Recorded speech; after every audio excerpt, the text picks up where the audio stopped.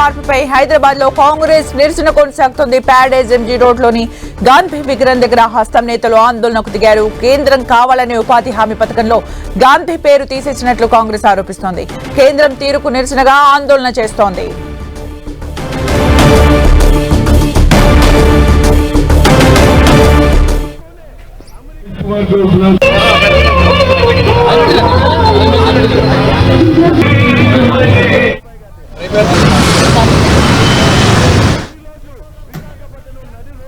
మరిన్ని అప్డేట్స్ మా ప్రతినిధి ప్రతాప్ అందిస్తారు. ప్రతాప్,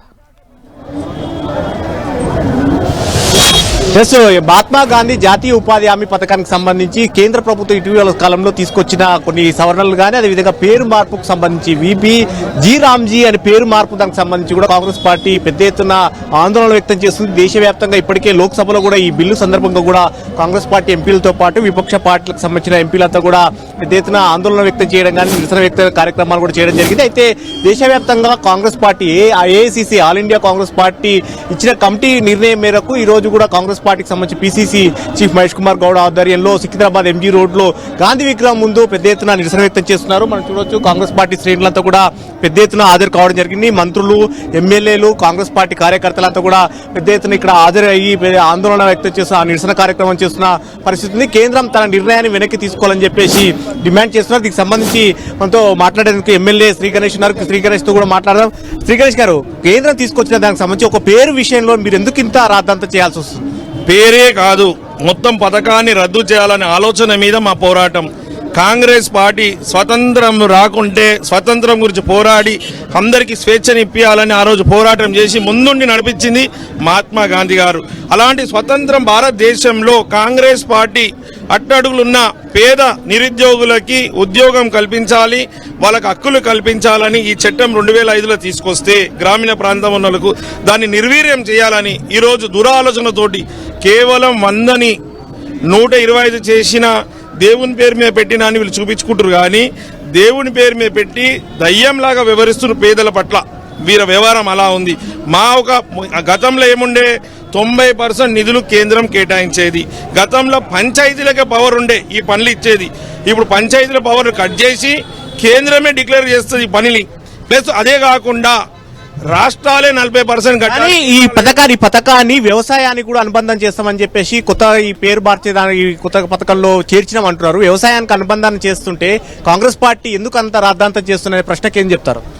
కాంగ్రెస్ పార్టీ ఏకైక లక్ష్యం ఈ దేశంలో ఉన్న ప్రతి మనిషికి మేలు జరగాలి, ముఖ్యంగా పేదలు డెవలప్మెంట్ కావాలి, వాళ్లకు అన్నం దొరకాలని.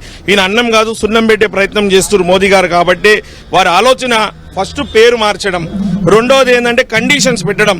ఇది ఏంటంటే పేరు మార్చడం 100ని 125 చేసిన ఒక డ్రామా మాత్రమే.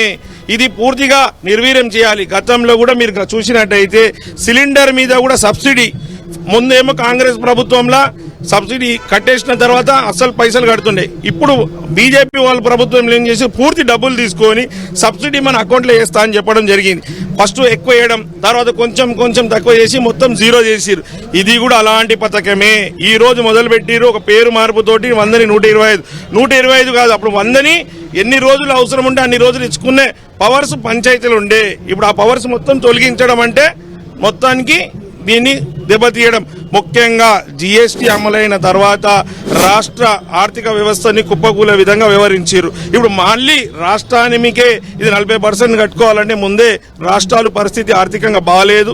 మళ్ళీ ఇది కట్టరు, ఇది కథమైతాని ఉద్దేశం, ఇది కథం చేయాలి, ధనికులకు లాభం చేయాలనే ఆలోచనతో బీజేపీ ప్రభుత్వం మొత్తం మీద కాంగ్రెస్ పార్టీ ఆందోళన వ్యక్తం చేయడానికి ప్రధానంగా 2 అంశాలకు సంబంధించి మహాత్మా గాంధీ నరేగా ఎంజీ నరేగా ఉన్న పథకానికి సంబంధించి విబి జీ రామ్జీ అనే పథకానికి శ్రీకారం చుట్టడంతో పాటు పేరు మార్పడం ఒక్కటే కాదు, నెక్స్ట్ ఫర్దర్ కి సంబంధించి కూడా దీనికి ఇప్పటికే ఈ సవరణల్లో భాగంగా ఇప్పటికే కొన్ని అంశాలకు సంబంధించి కూడా రాష్ట్ర ప్రభుత్వం అంటే గతంలో 90% కేంద్ర ప్రభుత్వం ప్రయోగించేది ఉంటే ఇప్పుడు దాన్ని 60కి కుదించి ఇప్పుడు రాష్ట్ర ప్రభుత్వాన్ని 40% పెంచడం అనేది కూడా ఒక కుట్రలో భాగంగానే చేస్తున్నారు. ఫర్దర్ గా కూడా ఈ పూర్తిగా పేదల కోసం పనికొచ్చే ఈ పథకానికి సంబంధించి తూట్లు పొడిచే విధంగా చేస్తున్నందు వల్లనే కేంద్ర ప్రభుత్వం పైన ఒత్తిడి తీసుకురావడం కోసం కాంగ్రెస్ పార్టీ ధర్నా చేస్తున్నట్టు కూడా కాంగ్రెస్ నేతలు చెప్తారు. సో మొత్తం మీద ఇక్కడ ధర్నాకు సంబంధించి మంత్రులు, ఎమ్మెల్యేలు అంతా కూడా పార్టిసిపేట్ చేస్తున్నారు. ఈ శాంతియుతంగా నిరసన కార్యక్రమం ద్వారా కేంద్రానికి కనువిప్పు చేసే విధంగా కూడా కాంగ్రెస్ పార్టీ ధర్నా చేస్తున్నట్టు కూడా కాంగ్రెస్ నేతలు చెప్తున్నారు.